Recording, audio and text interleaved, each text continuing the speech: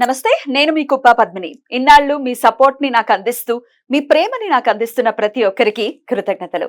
ఇప్పుడు చూడబోతున్న ఈ వీడియో కూడా ఖచ్చితంగా మీకు ఉపయోగపడుతుంది.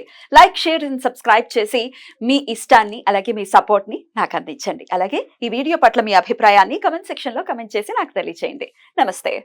Welcome to our channel. నేను పద్మిని. ప్రస్తుతంతో పాటు ప్రముఖ ఆధ్యాత్మికవేత్త, ప్రముఖ న్యూమరాలజిస్ట్ లక్ష్మీ నరసింహస్వామి ఉపాసకురాలు శ్రీమతి స్రవంతి గారు మనతో పాటు ఉన్నారు. మాట్లాడదాం. నమస్తే అక్క. నమస్తే పద్మిని. అక్క, దత్తాత్రేయ అంశాల గురించి మనం మాట్లాడుకుంటే శ్రీపాద శ్రీ వల్లభులు కానీ, నృసింహ సరస్వతి కానీ, సాయినాథుడు కానీ, వీళ్ళందరూ చాలా చక్కగా మనందరికీ చాలా తెలిసిన వాళ్ళే. కానీ స్వామి సమర్థ గురించి మనం మాట్లాడుకుంటే భలే కోపిష్టి అనేది వింటుంటాం కదా. అవును, భలే కోపిష్టి. పైగా అసలు ఫోటో రూపంలో కూడా ఆయన కనపడరు అనేది కూడా వింటూ ఉంటాం. ఎందుకని అంత అంటే స్వామి అంటే శాంత రూపంగా ఉండాలి కదా, ఈ కోపానికి ఏదో రీజన్ ఉండాలి. రీజన్ ఉంటేనే స్వామి అలా ఉంటారు. అసలు కనపడకపోవడం ఏమిటి? కనపడిన వాళ్ళు ఎంత అదృష్టంగా భావించాలి? స్వామిని ఆశ్రయించడం ఎలాగా? అసలు స్వామి గురించి ఏమైనా చెప్తారా?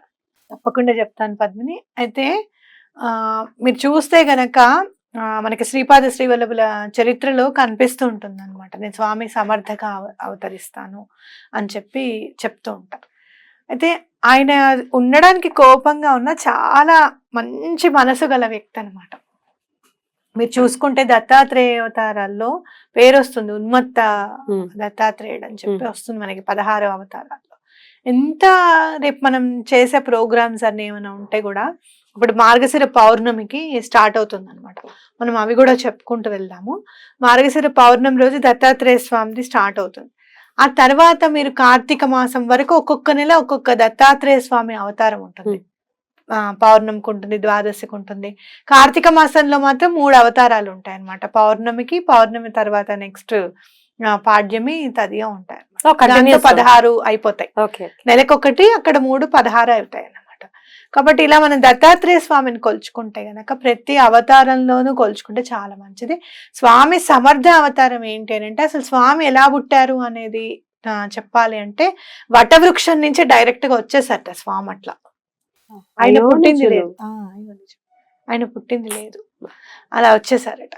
అయితే మీరు చూస్తే గనక స్వామి అందరినీ అనుగ్రహించరు అనేది ఖచ్చితంగా కనిపిస్తుంది. అంటే ఎవరైతే దత్తాత్రేయ స్వామి పరంపరలోకి రావాలి అని అనుకుంటారో, శ్రీపాద శ్రీ వల్లభులు, నృసింహ సరస్వతి యొక్క అపార కరుణ ఉంటే గాని మనం అక్కలకోట స్వామి అనుగ్రహం పొందడానికి వీల్లేదు.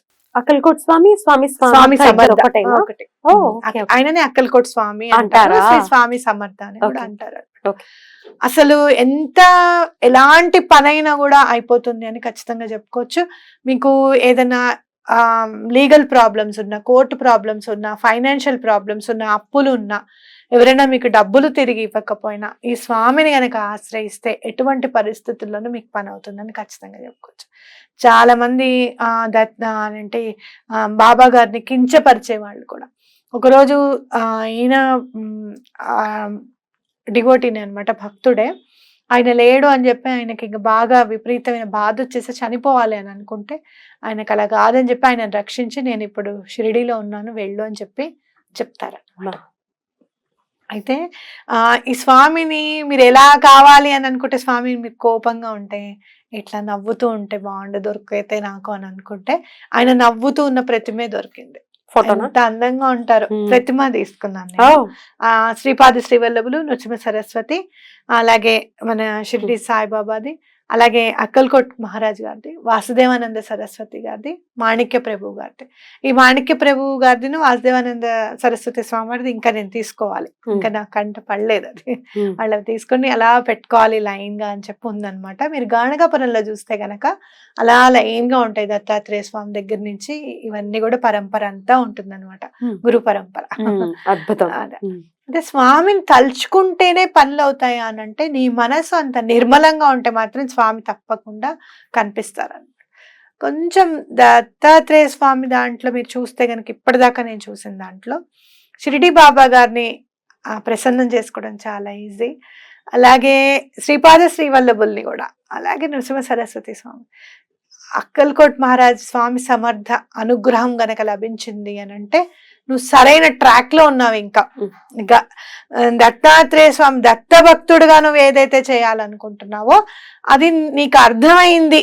ఒక 50% 60% నీకు అర్థమైంది, యాక్సెప్ట్ చేస్తున్నారు ఆయన అని ఖచ్చితంగా చెప్పుకోవచ్చు. అంత తొందరగా ప్రసన్నం అమరన్నమాట స్వామి. అంటే ఆయన గురించి తెలియటం కానీ, తెలుసుకునే ఆ క్రమంలో ఆయన గురించి తెలియకపోవటం, ఒకంత దూరం పెడతారు. దూరం పెడతారు, తిడతారు. మీరు ఆ స్వామి చరిత్ర చదివితే గనక చోళప్ప అని ఉంటాడు అనమాట. ఆ చోళప్ప చాలా సార్లు ఊరే విడిచి వెళ్ళిపోతుంటే ఆ చోళప్ప వెనక పడుతూ ఉంటాడు. స్వామి స్వామి అట్లా కాదు, ఇక్కడే ఉండాలి, మీరు ఊర్లోనే ఉండాలి, అలా వెళ్ళిపోతే ఎట్లాగు మీరు అని చెప్పంటే, ఆహా నేను ఉండను రా అని చెప్తే, లేదని చెప్తే అతను వెనకాల పరిగెడుతూ ఉంటాడు. ఆ చివరి వరకు వెళ్ళి మళ్ళీ ఆయనతో పాటు వస్తారు అనమాట. నువ్వు లేకపోతే ఎట్లా స్వామి, చోళప్ప అని అంటూ ఉంటారు. చోళప్ప నిన్ను పంపిస్తే గానీ నేను వెళ్ళను. అలా చోళప్ప వెళ్ళిపోయిన తర్వాత మానవ మాతృలుగా ఏడ్చారట ఆయన. అంటే ఏంటి, ఆయన భక్తుడి మీద అంతే ప్రేమ చూపిస్తారని కదా. భక్తులు ఎంతైతే ప్రేమ చూపిస్తారో అంతకు ఎక్కువగానే భక్తుల మీద ప్రేమ చూపిస్తారని. ఖచ్చితంగా చాలా హైట్ ఉండేవారు అంట, చాలా హైట్ ఉండేవారట. చాలా పెద్ద బొజ్జు ఉండేదట ఆయనకి. మీరు చూస్తే మళ్ళీ రాఘవేంద్ర స్వామి వారినే చూస్తున్నట్టుగా ఉంటుంది. అవును, అభేదం, నిజంగా గురువులకి అభేదం అని అనిపిస్తుంది నాకు. ఫోటో పెట్టుకుని చక్కగా స్వామివారిని. అయితే కావాలి ఖచ్చితంగా ఆయన అంత ఇదిగా ఉన్నప్పుడు ఖచ్చితంగా ఒక ట్రాక్ లోకి మనం వెళ్ళాలి అనుకుంటే, ఆయన అనుగ్రహం పొందాలి అనుకునే వాళ్ళకి ఏదైనా మంత్ర రూపంలో కానీ చెప్తారా? తారక మంత్రం అని చెప్పి మరాఠీలో ఉంటుంది అనమాట. అది చదువుకుంటే గనక స్వామివారి అనుగ్రహం లభిస్తుంది. అలాగే ఈతి బాధలన్నీ కూడా తొలగిపోతాయి, ఆర్థిక ఇబ్బందులు తొలగిపోతాయి. మీరు దత్తాత్రేయ స్వామి అనుగ్రహం పొందాలి అని అనుకుంటే గనక అవధూతల అనుగ్రహం పొందితే, మీరు చూస్తే మా కలియుగంలో ఇన్ని పాపాలు, ఇంత కర్మ ప్రక్షాళన అవ్వాలంటే అవధూతగా స్వామి ఉండాల్సిందే. ఎప్పుడు కూడా మనతో పాటు తోడు నీడై ఉండాలి. వాళ్ళ గురించి తెలుసుకుంటూ ఉంటే కూడా, మేము శ్రీపాద శ్రీవల్లభుల గురించి తెలుసుకున్నాం కదా అని కాదు, అవధూతల గురించి తెలుసుకుంటూ ఉంటే కూడా మన కర్మ పరిపక్వం అవుతుంది.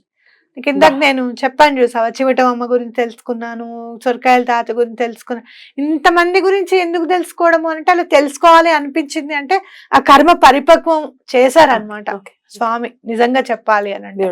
కాబట్టి అలాంటి కర్మ పరిపక్వం అవ్వాలి అని అంటే ఆయనకు సంబంధించింది ఏదైనా చదువుకుంటే మంచిది. అందులో ఈ తారక మంత్రం చదువుకుంటే చాలా మంచిది.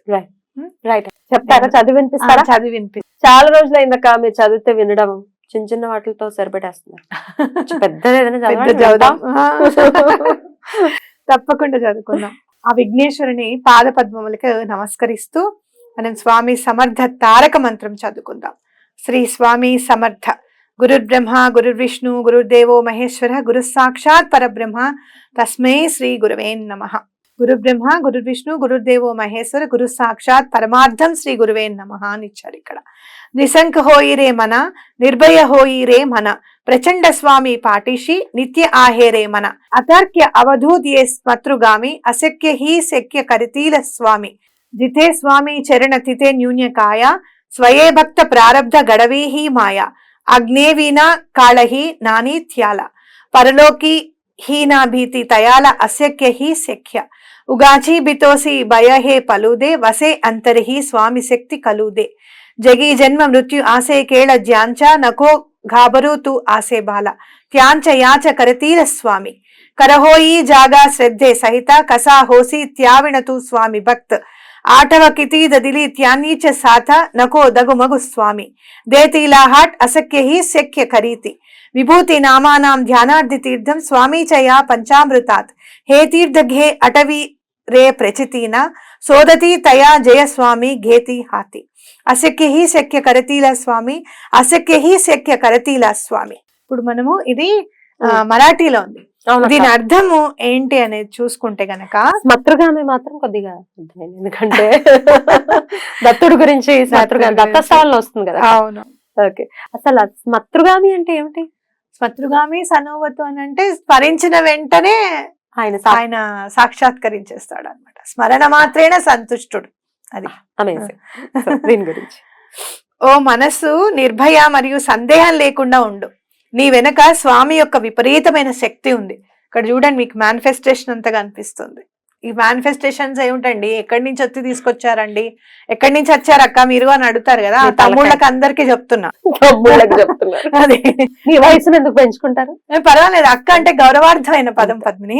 ఇక్కడ అందరూ అంతే, తెలంగాణ అందరూ చిన్న పిల్లల్ని కూడా అక్క అని పిలుస్తారు. యూపీ సైడ్ వాళ్ళందరూ కూడా దీది దీది అని పిలుస్తారు. అంటే ఏంటంటే వాళ్ళు గౌరవార్థం పిలుస్తున్నారు అన్నమాట. ఆ తమ్ముళ్ళందరికీ చెప్తున్నా ఈ మేనిఫెస్టేషన్ గురించి, వినండి. తమ్ముడు విను. చెప్పండి. ఓ మనసు, నిర్భయ మరియు సందేహం లేకుండా ఉండు. నీ వెనుక స్వామి యొక్క విపరీతమైన శక్తి ఉంది. స్వామి తర్కం ద్వారా అర్థం చేసుకోవడం కష్టం. అతను ద్వంద్వత్వం, అహంకారానికి అతీతుడు. అతని గురించి ఆలోచించండి. స్వామి అసాధ్యమైన వాటిని సుసాధ్యం చేస్తాడు. ఎక్కడ స్వామి సన్నిధి ఉంటుందో అక్కడ దేనికి లోటు ఉండదు. స్వామి తన భక్తుల విధిని వ్రాస్తాడు. స్వామి భక్తుని అనుమతి లేకుండా మృత్యువు కూడా తాకదు. స్వామి భక్తుడు మరణానంతర జీవితంలో కూడా నిర్భయంగా ఉంటాడు. భయపడకు, నీ భయం పారిపోనివ్వు. మరియు నీకు తోడుగా నిలిచే శక్తివంతమైన స్వామి ఉన్నాడని గ్రహించు. ఈ లోకంలో పుట్టుక చావు అతని ఆట మాత్రమే, ఎందుకంటే ఈయనే నీ తల్లి. భక్తితో పాటు నిజమైన మేల్కొల్పు పొందండి, లేకపోతే మీరు స్వామి భక్తులు ఎలా అవుతారు?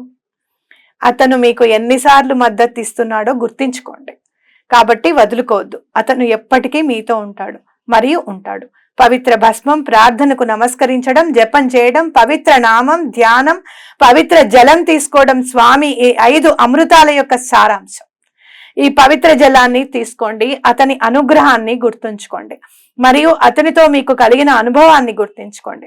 స్వామి తనకు ఉన్నవారిని ఎప్పటికీ విడిచిపెట్టడు అంటూ చేయి ఇస్తాడు. స్వామి తన చేయిని అందిస్తాడు అని చెప్పి అర్థం అనమాట. ఇందులో చూసావా వాటర్ మేనిఫెస్టేషన్ ఎంత ఉందో. అంటే మీరు ఇది ఏదైనా ప్రాబ్లం ఉన్నప్పుడు ఒక వాటర్ అక్కడ పెట్టుకొని అది స్వామికి సమర్పించి ఇది చదివి 11 సార్లు చదువుతాం అనుకోండి, చిన్నగానే ఉంది, గబగబా కళ్ళతో ఇలా చదువుకుంటూ వెళ్ళిపోతే మీకు 10 నిమిషాలు 11 నిమిషాలు పడుతుంది. చదివి ఆ వాటర్ తాగండి. మీకు ఇంట్లో ఎవరికైనా మానసికంగా బాగాలేదు, స్వామి ఉన్నారు, తప్పకుండా సరి చేస్తారు. మీకు ఏదైనా చాలా హెల్త్ ప్రాబ్లమ్స్ ఉన్నాయి, అనుకోకుండా వచ్చేసాయి, ఆ హెల్త్ ప్రాబ్లమ్స్ అన్ని కూడా క్లియర్ అవుతాయి. లీగల్ ప్రాబ్లమ్స్ క్లియర్ అవుతాయి, ఆర్థిక ఇబ్బందులు క్లియర్ అయిపోతాయి. అసలు దత్తాత్రేయ స్వామి తారక మంత్రం ఏమి నువ్వు చేస్తావు స్వామి, నువ్వు చేస్తావు అంటే చేయకుండా ఎలా ఉంటాడు? అదే మేనిఫెస్టేషన్ గొప్ప. బ్యూటిఫుల్. జయరా దిగ్విజయం. అది అంతే. ఎప్పటి నుంచో చెప్పాలనుకుంటున్న సమాధానం. కాబట్టి నేర్చుకుని చక్కగా స్వామి సమర్థకి అందరూ కూడా దగ్గరయ్యి వారి వారి కష్టాల నుంచి బయటపడాలి అని మనస్ఫూర్తిగా కోరుకుంటూ కృతజ్ఞతలక. నమస్తే.